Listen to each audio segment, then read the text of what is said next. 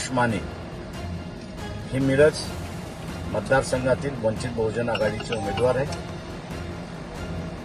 मला येता आलं नाही याची मला जाणीव आहे। हॉस्पिटलायझेशनच्यामुळे मला असताना अनेक गोष्टीचं रिस्ट्रिक्शन आलं आणि त्याच्यामुळे फिरण्याचंही रिस्ट्रिक्शन आलं अशी परिस्थिती आहे। इलेक्शन नंतर मिरजेला मी निश्चितपणे येऊन जाईन एवढं आपल्याला आश्वासन देतो। आज आरक्षणाचा मुद्दा हा फार मोठा आहे।